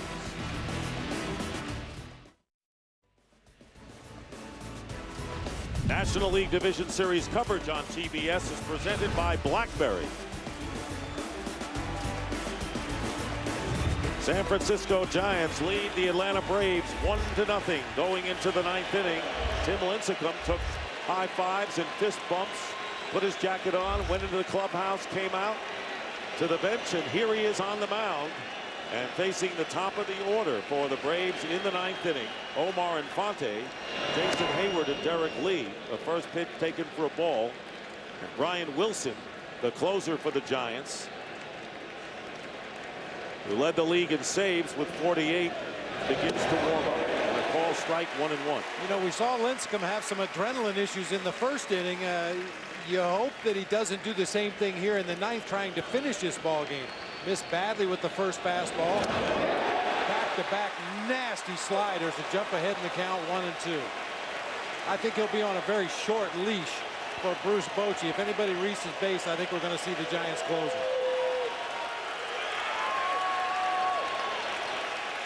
Lincecum has given up 2 hits, both doubles, 3 base runners, and Infante, who doubled in the first inning, has one of them.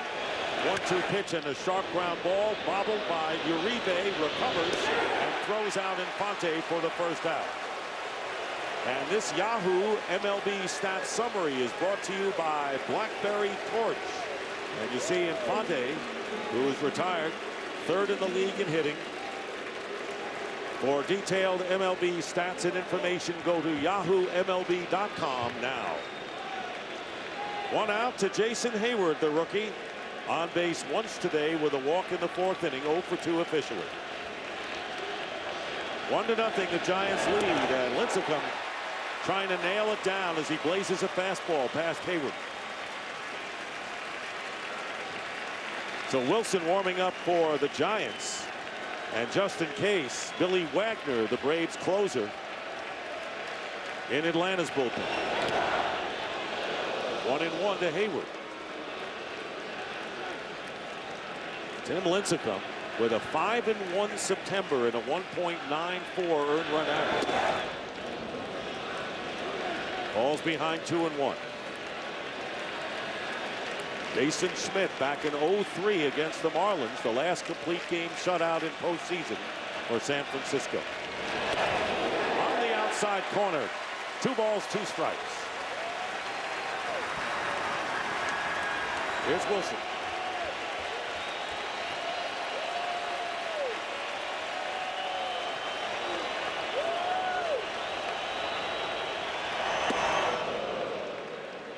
Three and 2.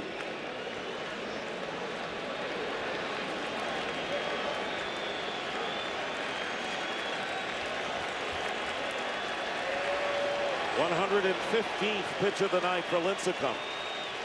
Coming up. Strikeout number 13. 2 down in the ninth.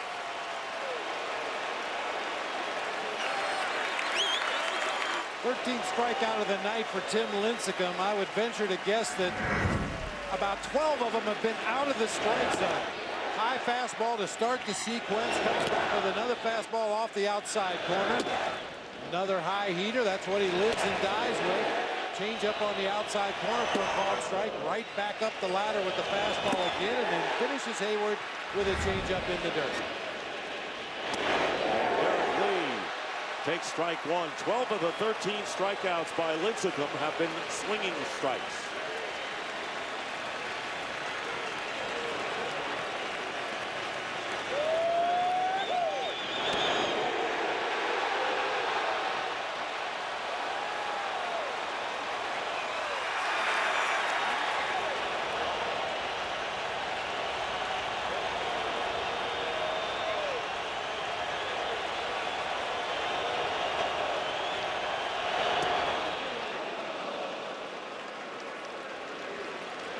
This crowd having a blast. First time that they've been to a postseason game in 7 years.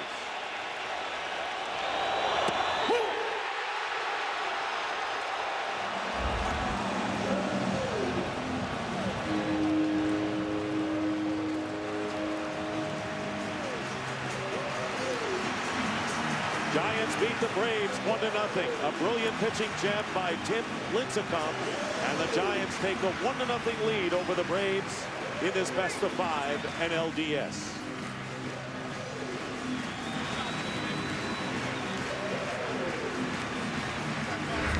Dominating pitching performance by Tim Lincecum tonight.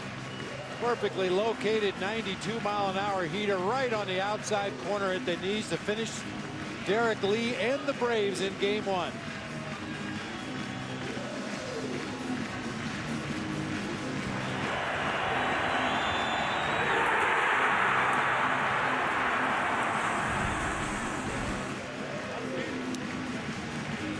Giants 1-5-0. The Braves 0-2-2. And only in the 4th inning did Tim Lincecum not register a strikeout.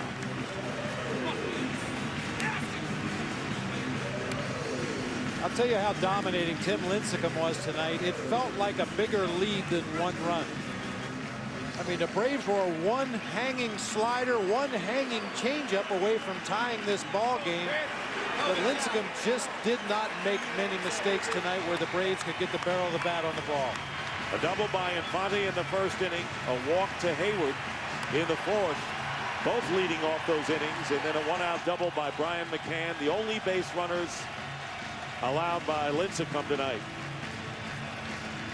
And Derek Lowe on the short end of the pitcher's duel. And right now, let's go down to Tom Verducci with tonight's hero. Thanks, Dick. Tim Lincecum, your first postseason start. You said you wanted to treat it like any other start, but did it feel as special as it looked? Yeah, I mean, you know, since the second batter, it almost seemed. I mean, the first batter was a little rough, but and everything kind of just went where it was supposed to. Things happened the way they should have. Well, take me back to the first batter of the game. Your emotions at that point and how you got your emotions under control after the first batter of the game, the leadoff double. Yeah, I mean, just trying to find the strike zone. I knew I just had to lock it in and turn into game time mode. But, yeah, I just kind of kept going after that. Your team gets you a run in the fourth inning. Did you believe that that was going to be the run that stood up tonight? Yeah, the way I felt tonight, I felt like it could have, yeah, and it did. So. We get to the ninth inning, over 100 pitches. Was there any discussion about going to someone else? No, nothing told me, so, yeah. Tell me about how you felt at that point, Tim, in terms of your stamina and the stuff that you still had late in the game. Fine, I was just making sure I was still loose, still limber, still had some energy left, and I did, so I, leave it out there on the field. Finally, how much of the energy in this ballpark tonight were you able to channel in your effort on the mound? Just getting chills in every inning or so, and, just kind of biting yourself and saying this is real, so this is really going on, and, we're here, so. 1-0 game. You're used to this with Giants baseball. How did it feel? Felt great. I mean, I don't really know right now. I mean, just still kind of stuck in game mode. Tim, congratulations. Back to you, Dick. All right, Tom. Cody Ross with the single, knocking in Buster Posey in the fourth inning for the only run of the game as the Giants beat the Braves 1-0. And Tommy Hanson and Matt Cain will be the pitchers tomorrow night. So for Bob Brenly and Tom Verducci, I'm Dick Stockton saying so long from San Francisco. Thank you for watching TBS, exclusive home to the Division Series and ALCS. Now it's time for Inside MLB, presented by Captain Morgan. Remember to drink responsibly. Right now, here's Matt Weiner in Atlanta.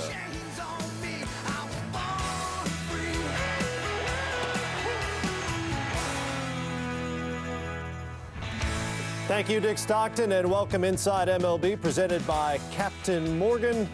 I thought this postseason stuff was supposed to be hard, and yet we keep seeing all these debuts where guys are dominating. This is the year of the pitcher, and obviously in the postseason, a no-hitter and then 14 punch-outs. Doesn't get any better than that. Well, there wasn't a lot of runs, so wouldn't you say it's a little bit boring in that game? Not for me. You're going back to that? Are you out of your mind? I'm trying to go back to it. Funny guy over here. Much more on the Giants' win in their Game 1 over the Braves, plus road victories by the Yankees and the Rangers earlier today. Inside MLB, presented by Captain Morgan, is next.